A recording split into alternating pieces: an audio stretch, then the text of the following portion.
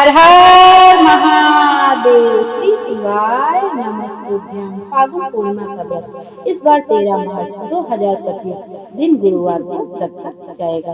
फागुन पूर्णिमा हिंदू वर्ष का अंतिम दिन होता है, इसलिए इस पूर्णिमा का धार्मिक रूप से विशेष महत्व माना गया है। इसी दिन होलिका दहन करने की भी परंपरा है। फागुन पूर्णिमा पर कई लोग व्रत भी रखते हैं। मान्यता है कि इस दिन विधि विधान से व्रत रखने और होलिका दहन करने से व्यक्ति के जीवन की सभी परेशानियों का अंत होता है। साथ ही पूर्णिमा के दिन माता लक्ष्मी और भगवान विष्णु की पूजा करने से हमारे सभी मनोरथ सिद्ध होते हैं। जब फागुन पूर्णिमा पर व्रत कर लिया जाता है, चंद्रमा को अर्घ दे लिया जाता है, उसके बाद हमें फागुन पूर्णिमा का व्रत कथा का श्रवण जरूर करना चाहिए। फागुन पूर्णिमा का व्रत तभी पूर्ण माना जाता है जब हम चंद्रमा को अर्घ देते हैं। आप चंद्रमा को अर्घ दूध में जल में थोड़ा सा दूध मिला के आप चंद्रमा को अर्घ दे सकते हैं, या उसमें थोड़ा लाल चंदन लाल फूल वगैरह मिला के भी आप अर्घ दे सकते हैं। लेकिन बिना चंद्रमा को अर्घ दिए आपका व्रत पूर्ण नहीं माना जाता है। चंद्रोदय का जो समय है वो 6:38 पर है। तो चंद्रमा को अर्घ देकर भगवान विष्णु और माता लक्ष्मी का विधिवत पूजन करने के बाद माता लक्ष्मी को पूर्णिमा का दिन खीर का भोग अवश्य लगाना चाहिए।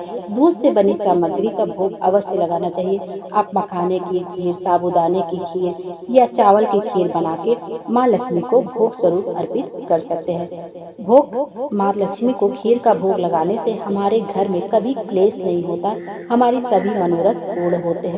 और माता लक्ष्मी को खीर बहुत अधिक प्रिय है और उन्हें लाल पुष्प भी बहुत अधिक प्रिय है। तो आप चाहे उन्हें गुलाब का फूल लाल या गुड़हल का फूल लाल, जो भी आपको लाल फूल मिल जाए, आपको माँ लक्ष्मी को लाल फूल अवश्य ही समर्पित करना चाहिए। पूर्णिमा का दिन माँ लक्ष्मी को बहुत अधिक प्रिय है। तो माँ लक्ष्मी का विधिवत पूजन करने के बाद, भगवान विष्णु का विधिवत पूजन करने के बाद हमें फागुन पूर्णिमा की व्रत कथा का उसके बाद श्रवण करना चाहिए। आप पूजन करने के लिए जैसे आप डेली पूजन कर सकते हैं घर में, वैसे कर लीजिए। उनकी प्रतिमा तस्वीर किसी चौकी पाटे पर बिछा लिए, लाल कपड़ा उसके ऊपर बिछा दीजिए। भगवान विष्णु माता लक्ष्मी की तस्वीर या फोटो जो भी हो आप रख दीजिए। उसके बाद वस्त्र रूप में कलावा समर्पित कर दीजिए। भगवान विष्णु को पीले जनेऊ समर्पित कर दिए। माँ लक्ष्मी को लाल चंदन हो गया, रोली हो गई, कुमकुम हो गया, हल्दी हो गया, वो सब समर्पित कर दीजिए जो उन्हें बहुत प्रिय है।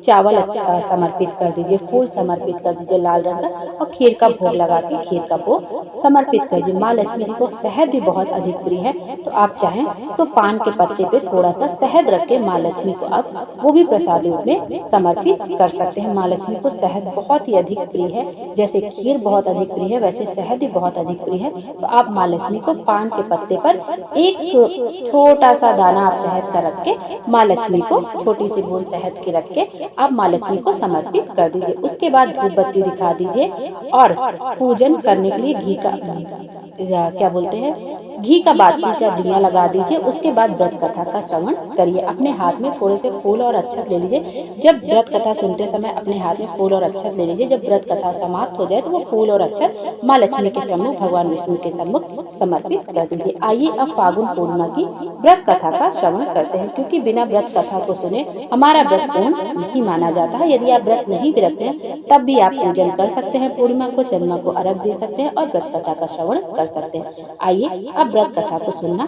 आरंभ करते हैं। फागुन पूर्णिमा की व्रत कथा अनुसार महर्षि कश्यप की पत्नी और दक्ष पुत्री दिति के गर्भ से हिरण्यकश्यप और हिरण्याक्ष का जन्म हुआ। दोनों ही भाई बहुत बलशाली थे। दोनों ने देवताओं को पराजित करके स्वर्ग पर अधिकार कर लिया था। उनके अत्याचार से देवलोक में हाहाकार मच गया था। तब भगवान विष्णु ने वराह अवतार लेकर हिरण्याक्ष का वध कर दिया। अपने भाई की हिरण्याक्ष मृत्यु से क्रोधित हिरण्यकश्यप भगवान विष्णु को अपना शत्रु मान बैठा। वह अपने भाई की मृत्यु का प्रतिशोध लेने के लिए भगवान ब्रह्मा की तपस्या में लग गया। उधर हिरण्यकश्यप की अनुपस्थिति में देवताओं ने दैत्यों पर आक्रमण करके स्वर्ग पर पुनः अधिकार जमा लिया। हिरण्यकश्यप की पत्नी कयाधु उस समय गर्भवती थी, जिसे देवराज इंद्र ने बंदी बनाकर अमरावती ले जा रहे थे। तभी मार्ग में उन्हें देवर्षि नारद मिल गए। नारद जी ने इंद्र से पूछा, हे देवराज, आप इन्हें लेकर कहाँ जा रहे हैं? इंद्र ने कहा, हे देवर्षि, कयाध गर्भवती है। इसके गर्भ में हिरण्यकश्यप की दुष्ट आत्मा का अंश है, जिसका वध करके मैं इसे छोड़ दूंगा। इस पर देवर्षि नारद जी बोले, इसके गर्भ में श्री नारायण का परम भक्त पल रहा है। नारद मुनि की ये बात सुनकर देवराज ने कयाध को छोड़ दिया। फिर देवर्षि नारद हिरण्यकश्यप की पत्नी को अपने आश्रम में ले आए और बोले, जब तक हिरण्यकश्यप की तपस्या पूरी नहीं हो जाती, तुम आराम से यहाँ रह सकती हो। तब से कयाध देवर्षि नारद के आश्रम में रहने लगी और उनके दिव्य प्रवचनों का रसपान करती रही। इसका गर्भ में पल रहे शिशु पर भी बहुत गहरा प्रभाव हुआ। कुछ समय बाद कयाध ने एक पुत्र को जन्म दिया, जिसका नाम प्रहलाद रखा गया। इधर हिरण्यकश्यप ने अपनी तपस्या पूरी कर ली और प्रसन्न होकर ब्रह्मा जी से मनोवांछित वर प्रदान प्राप्त किया, जिसके बाद वो अपने राज्य वापस लौट आया। कयाध भी प्रहलाद को लेकर अपने पति हिरण्यकश्यप के पास आ गई। प्रहलाद जब थोड़े बड़े हुए तो उनकी शिक्षा का प्रबंध किया गया। कहते हैं कि एक दिन जब हिरण्यकश्यप अपने समस्त मंत्रियों के साथ बैठे हुए थे, तभी प्रहलाद अपने गुरु के साथ वहां आए और पिता को प्रणाम किया। ये देखकर हिरण्यकश्यप अति प्रसन्न हुए और बोले, वत्स प्रहलाद, तुमने अब तक की शिक्षा के दौरान कौन सी सबसे अच्छी बात सीखी है? कृपा मुझे बताओ। प्रहलाद ने कहा, पिताश्री, मैंने अब तक सबसे अच्छी बात यह सीखी है कि जो आदि मध्य और अंत से रहित है, अजन्मा है, जगत के पालनहार है, दीन दुखियों के स्वामी हैं, उन श्री हरि को मैं बारंबार प्रणाम करता हूँ। अपने पुत्र के मुख से श्री विष्णु भगवान की भक्ति से भरे ऐसे वचन सुनकर हिरण्यकश्यप क्रोधित हो गया। उसने प्रहलाद के गुरु पर चीखते हुए कहा, अरे मूर्ख, तूने मेरे बालक को मेरे परम शत्रु का गुणगान करने की शिक्षा क्यों दी? प्रहलाद के गुरु ने कहा, दैत्यराज, आप क्रोध छोड़ दें, ये बातें मैंने आपके पुत्र को नहीं सिखाई। यह सुनकर हिरण्यकश्यप को आश्चर्य हुआ। उसने अपने पुत्र से पूछा, तुम्हें ये उपदेश, ये शिक्षा किसने दी है? प्रहलाद बोले, हृदय में स्थित भगवान विष्णु ही तो संपूर्ण संसार के उपदेशक हैं। उनके सिवाय कोई किसी को कुछ नहीं सिखा सकता। ये सुनकर हिरण्यकश्यप के क्रोध का कोई ठिकाना नहीं रहा। वो बोला, अरे मूर्ख, मेरे सामने ये विष्णु कौन है? तू क्यों बार बार उसका नाम ले रहा है? क्या तू इसका परिणाम जानता है?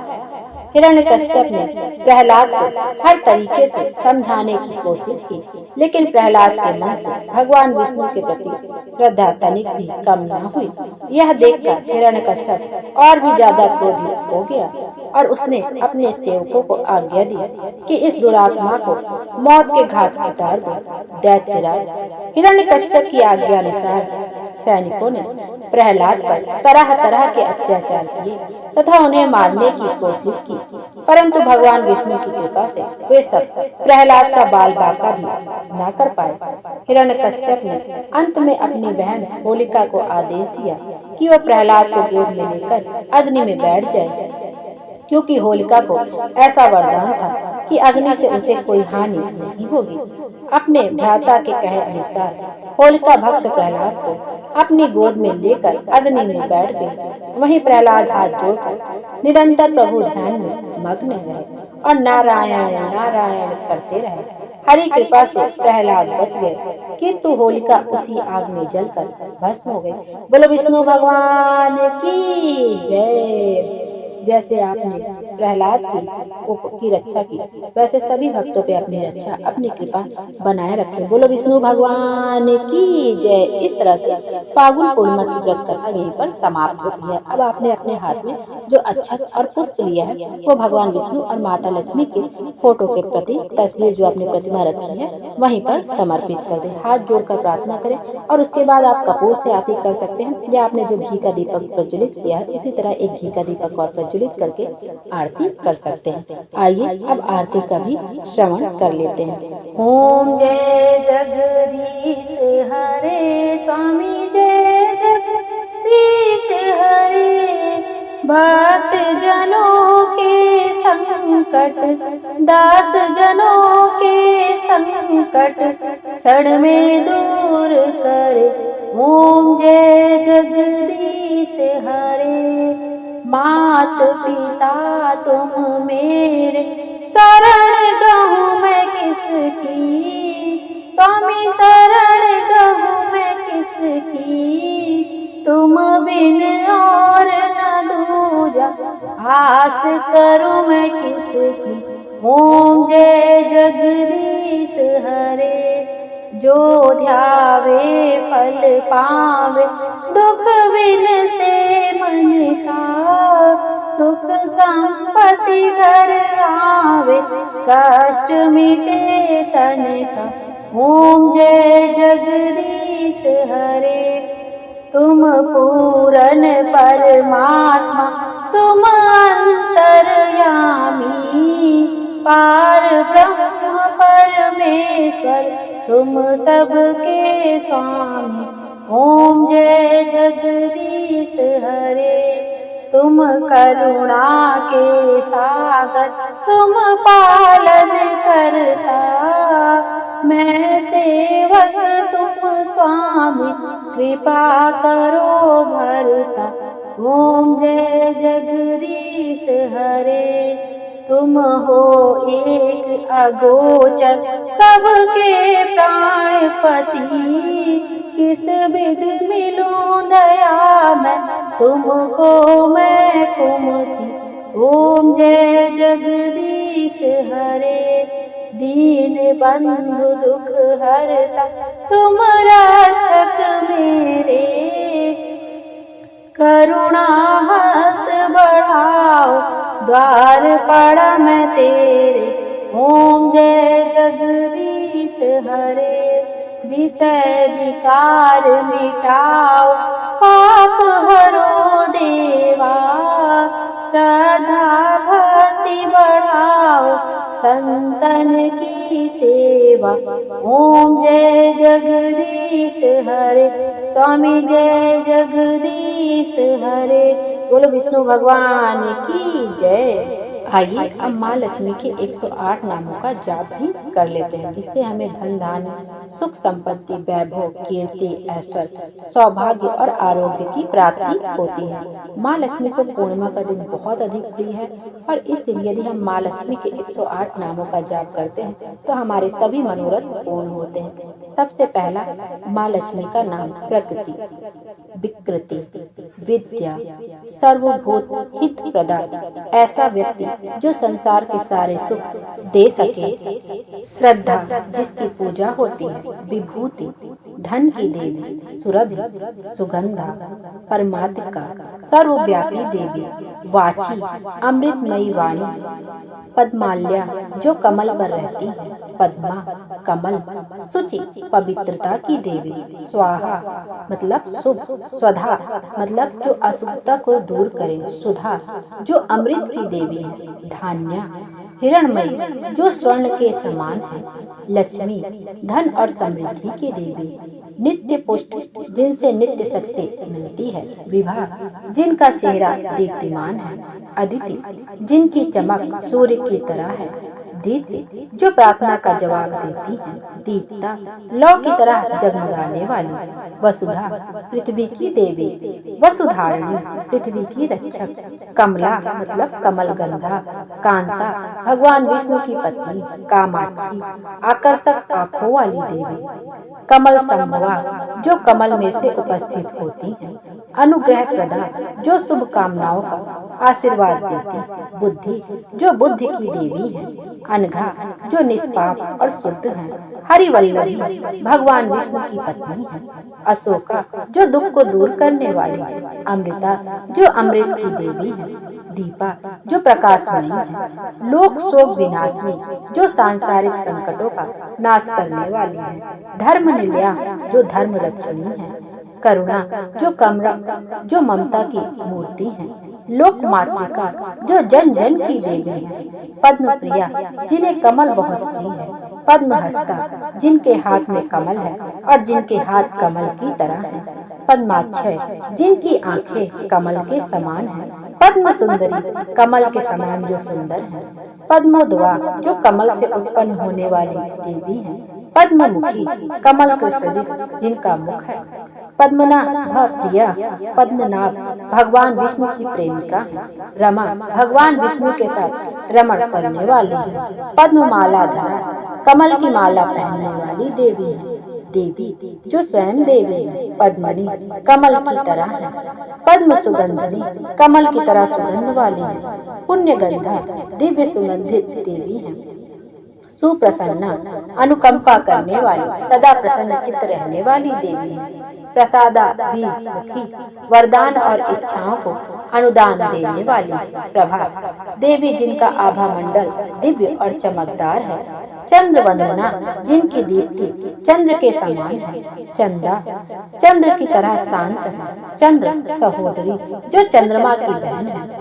चतुर्भुजा जो चार भुजाओं वाली है। चंद्र रूपा चंद्रमा के समान रूप वाली है। इंदिरा सूर्य की तरह चमक वाली है। इंदु शीतला चांद की तरह शीतल है। आहाद जन्मी प्रसन्नता देने वाली है। पुष्प जो स्वास्थ्य की देवी। शिवा जो शुभ देवी है। शिवाकारी जो शुभ का अवतार है। सत्या जो सच्चाई की मूर्त है। विमला जो शुद्ध है। विश्व जननी जो समस्त ब्रह्मांड की देवी है। तुष्टि तुरंत प्रसन्न होने वाली है। दारिद्र्य नाशनी दरिद्रता दूर करने वाली है। प्रीता पुष्करणी देवी जिनकी आंखें सुखदायक है। शांता शांतिपूर्ण देवी है। शुक्लांबरा श्वेत वस्त्र धारण करने वाली है। भास्करी सूर्य के समान तेजस्वी है। बिल्व निलिया बिल्व वृक्ष में बेल पत्ते के वृक्ष में निवास करने वाली देवी है। वरारोहा हर वरदान पूर्ण करने वाली देवी है। यशस्वनी यश सुख प्रसिद्धि और भाग्य की देवी है। वसुंधरा धरती माता की बेटी है। उदरंगा जिनकी देह सुंदर है। हरिणी जो हिरण की तरह चंचला है। हेमा मालिनी स्वर्ण का हार धारण करने वाली है। धन धान्य की स्वास्थ्य प्रदान करने वाली देवी है। सिद्ध रक्षक है। सौम्या कोमल और आकर्षक है। शुभ प्रभा जो शुभता प्रदान करने वाली देवी है। निप वेश वगा थांदा जो महलों में निवास करती है। वर लक्ष्मी समृद्धि की दाता है। वसुप्रदा धन को प्रदान करने वाली है। शुभा शुभ की देवी है। हिरण्य प्रकार स्वर्ण प्रिया है। समुद्र तनिया समुद्र की बेटी है। जया विजय की देवी है। मंगला मंगल करने वाली है। देवी देवता या देवी है। विष्णुवच्छा भगवान विष्णु के सानिध्य में रहने वाली उनके हृदय में निवास करने वाली देवी है। विष्णु पत्नी भगवान विष्णु की पत्नी है। प्रसन्नाक्षी खूबसूरत आंखों वाली है। नारायण समासुष्टा नारायण के साथ रहने वाली है। दारिद्र्य नाशिनी गरीबी समाप्त करने वाली लक्ष्मी देवी है। सर्वोप्रद निवारणी हर उपद्रव और संकट का निवारण करने वाली है। नौ दुर्गा के सभी रूप वाली देवी है। महाकाली काली देवी है। ब्रह्मा विष्णु शिवात्मिका ब्रह्मा विष्णु शिव की आराध्या देवी है। त्रिकाल ज्ञान संपन्ना है। जिन्हें तीनों काल की जानकारी हो। भुवनेश्वरी है। अखिल भुवन यानी ब्रह्मांड की स्वामिनी है। बोलो लक्ष्मी मैया की जय। इस तरह से माँ लक्ष्मी के 108 नामों का जाप करने से हमें मनवांछित फल की प्राप्ति होती है और माँ लक्ष्मी बहुत अधिक प्रसन्न होती है। बोलो लक्ष्मी मैया की जय। श्री शिवाय नमस्तुभ्यम। हर हर महादेव। भोले बाबा हम सब की मनोकामना पूरी करें, हमारे जीवन को खुशियों से भर दे। Thank you.